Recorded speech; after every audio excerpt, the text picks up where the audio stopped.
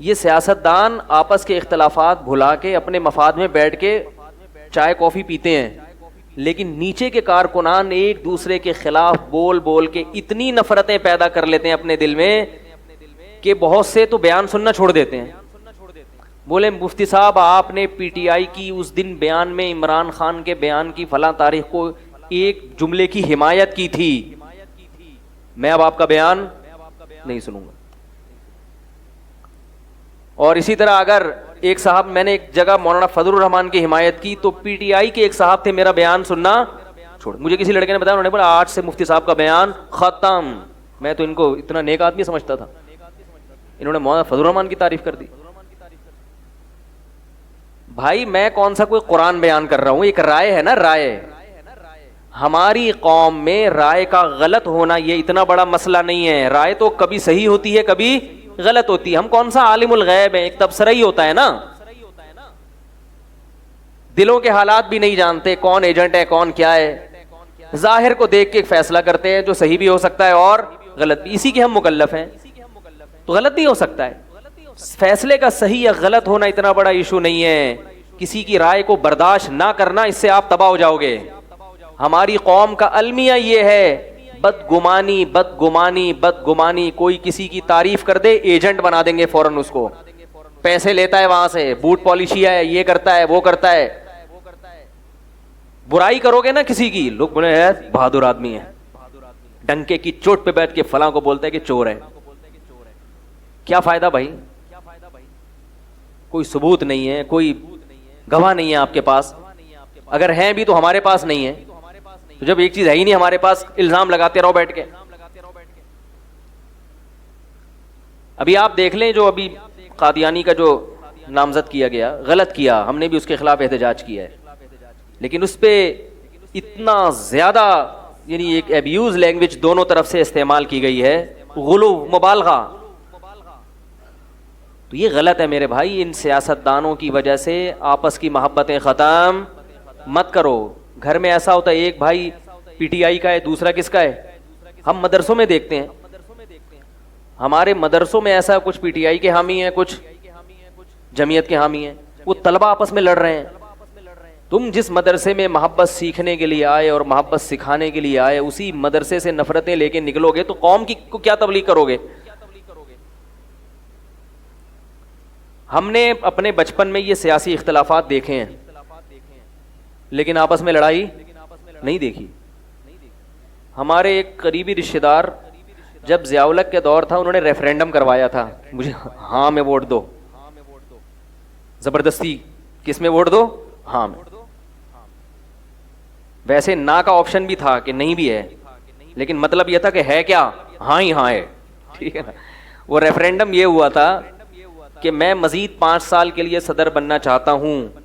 آپ اگر چاہتے ہیں کہ ہاں تو ہاں پہ ٹھپا لگائیں، اور اگر مجھے ایکسیپٹ نہیں کرتے تو کس پہ ٹھپا لگائیں؟ نا پہ. لیکن اس ماشاءاللہ وہ تھے بہت سمجھدار. انہوں نے ایک ہوشیاری یہ کی تھی کہ مجھے اگر چاہتے ہیں تو اس کا مطلب ہے اسلام بھی چاہتے ہیں. تو وہ عنوان یہ دیا گیا تھا کہ آپ اسلام چاہتے ہیں یا نہیں چاہتے. ٹھیک ہے نا. اسلام چاہتے ہیں تو ہاں، اسلام نہیں چاہتے تو نہ. اب کون مسلمان نا پہ ٹھپا لگائے گا جا کے؟ بھائی وہ تو کفر کا خطرہ ہوگا اس کو. تو ایک ماشاءاللہ ہوشیاری یہ کی تھی. دوسری ہوشیاری یہ کی تھی کہ چونکہ فوج ہی ریفرینڈم کروا رہی تھی اور وہ پوری بہت زبردست پاور تھی اس وقت، تو اس میں یہ تھا کہ بھائی اگر نا والے زیادہ ہو جائیں تو ہدایات تھیں کہ ہاں کے ٹھپے خود بخود گورنمنٹ بولو بھائی زیادہ کر دے. گورنمنٹ کی طرف سے یہ ہدایات تھی اہلکار کو کہ گنتی کرنے کے بعد یا پہلے جس طرح سے مناسب سمجھو، ہاں وہ ہر محلے میں کیا ہونا چاہیے؟ زیادہ ہونا چاہیے. مجھے وہ اونٹ والا قصہ یاد آتا ہے، وہ چھوڑے بھی. تو ہمارے ایک رشتہ دار تھے، ہم سب جب ہم تو بچے تھے لیکن ہمارے سارے بزرگ جا کے ہاں ہاں پہ ٹھپے لگا رہے تھے، بھائی ہاں اسلام تو چاہیے. تو ہمارے ایک رشتہ دار تھے، ان کی اہلیہ نے میں نا پہ جا کے ٹھپا لگایا. کس پہ ٹھپا لگایا؟ نا پہ. تو ان کے شوہر ان سے لڑ رہے کہ نالائق تو اسلام نہیں چاہتی؟ اس نے کہا اسلام چاہتی ہوں، مجھے ضیاء الحق نہیں چاہیے. انہوں نے کہا کیوں نہیں چاہیے؟ انہوں نے کہا مجھے شکل اچھی نہیں لگتی ہے ضیاء الحق کی. مجھے حالانکہ بڑا نورانی چہرہ تھا سید ضیاء الحق کا، لیکن ان خاتون کو چہرہ پسند نہیں. تو بھائی یہ قصہ اس لیے سنا رہا ہوں کہ سب ہنس پڑے اس پہ کہ بھائی ان کو شکل اچھی نہیں ہے، نام پہ لگا دیا. کوئی اختلاف نہیں کہ گریبان پکڑا ہو، تو جو ہے نا اپوزیشن کی ہے اور یہ ہے اور فلانا. آج پتہ نہیں کیا ہو گیا ہے، کسی کو یہ بتا نہیں سکتے کہ میں نے ووٹ کس کو دیا ہے. بتا دیا تو گئے.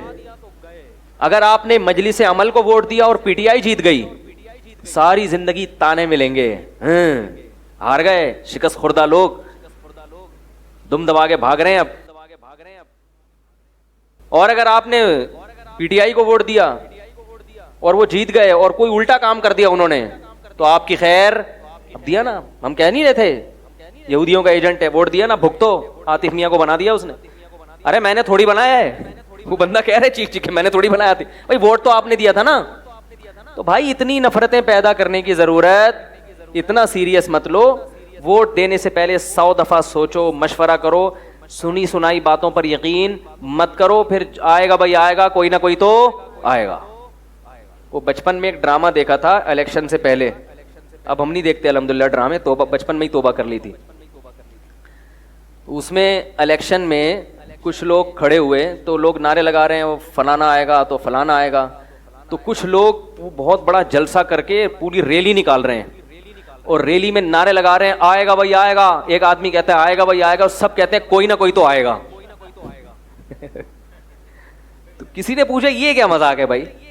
انہوں نے کہا اصل میں اگر ہم ایک مخصوص شخص کا نعرہ لگائیں کہ وہی آئے گا، پھر اگر وہ نہیں آیا تو ہمیں شکست ہوگی. محلے میں منہ چھپا کے گزرنا پڑتا ہے، کپڑا ڈال کے گزرنا پڑتا ہے. لوگ بولیں گے دیکھو مار کھا گئے، ذلیل ہو گئے، یہ ہو گیا وہ ہو گیا.